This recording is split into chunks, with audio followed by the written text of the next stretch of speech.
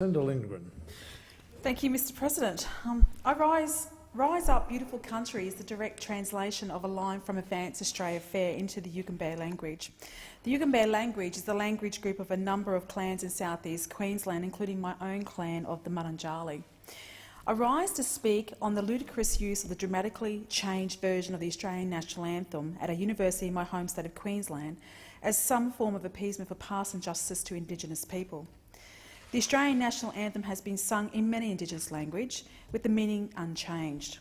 Of course, it translates differently to the way languages are formed and what words are available, but generally it can mean the same, for example, in an Aboriginal dialect. In the direct translation to English, it starts as, we Australian mob are going to have a good dance, we good young fellows, or as we know it, Australians, let us all rejoice, for we are young and free. The meaning has not changed. And due to linguistic differences, there may be no direct translation of the word rejoice, so it's been replaced with words that mean the same, to have a good dance. Nobody would or should find objection to the language being preserved by adopting words foreign to it and the meaning of the national anthem remaining unchanged. Many other language groups have also translated the anthem and sung it. As I've said previously, the language of my clan, the Mudunjali, would say in translation, rise up beautiful country, instead of Advance Australia Fair. No meaning change, only linguistic differences. We have not sought to change it, but only sought to embrace it and share our language. It has also been sung in English and Indigenous languages accompanied by a didgeridoo. And recently the Waterford Primary School students have sung the Yugambeh translation, which is a real way of reviving and preserving our language.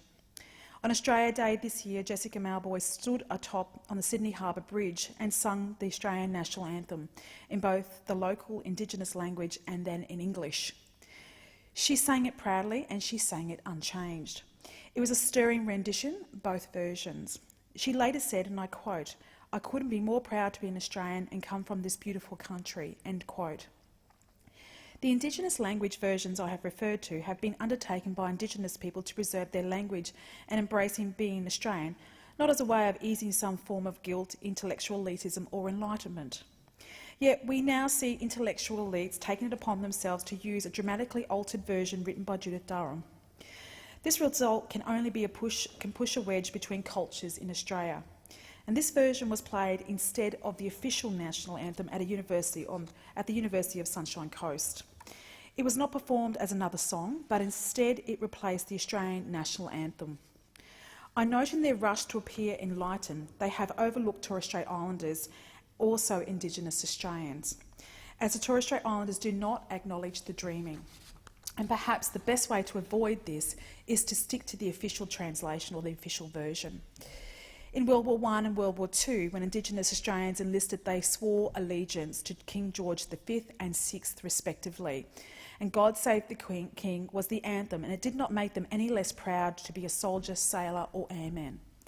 For today's Indigenous service personnel, it is Queen Elizabeth II and the unaltered version of the national anthem, and I don't think they are any less proud of their service. They, like me, have presented arms or saluted to the official version of the Australian National Anthem. This does not mean any group, regardless of culture, religion or any form of association, cannot have their anthems or songs. But this is not the national anthem and it should not be played instead of the national anthem.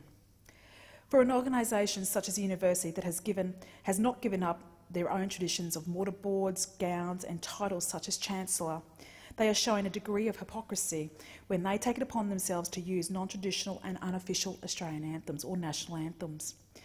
They retain their traditions and titles but seek to change others. Mr. President, I asked, did this help Indigenous education or anybody's education for that matter? Did a struggling Indigenous high school student suddenly gain sufficient grades to enter a university? Did the grades of a stressed Indigenous university student suddenly rise? Did it make an anxious Indigenous graduate more employable? Did their form of benevolence raise the overall involvement of Indigenous students at university? Or were the intellectual elite able to retire to a Chancellor's room in a glow of fashionable self-congratulatory hyperbole and ease their self-imposed guilt, sense of superiority or do-gooder attitudes?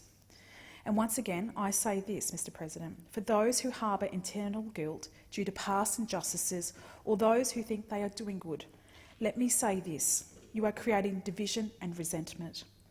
If you want to help, then understand this: Indigenous Australians are underrepresented in tertiary education and overrepresented in welfare and low-paying jobs. We want education, opportunity and employment, not songs. Songs will not change a single thing. Will playing that song at a Doomadgee State School or Doomadgee area change the alcohol problem they struggle with? Will playing that song at Woodridge raise the employment opportunities? Will it help the Quandamooka people of the Stradbroke Island have employment when the sand mining is brought to an end? Other immigrant groups have also sung in their language and also not just sought to add in anything about their journey and life in Australia. And this is a wonderful way of acceptance of both the new culture and mainstream Australia. The City of Logan proudly boasts over 200 cultures.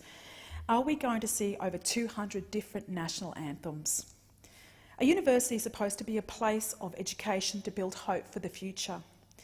Ask any student, do they like being pointed out as different or given special attention, or would they prefer not to be singled out and be accepted like any other university student and concentrate on study, part-time work and a university social life? What hope is generated from this? Mr. President, I would suggest absolutely none. The hope universities should be generating is a sound education with a chance for good employment prospects. Universities are meant to be innovative and places of the future. And Mr. President, I conclude by saying that as an Aboriginal person, I want to see my culture and language preserved and represented and not used as a political football.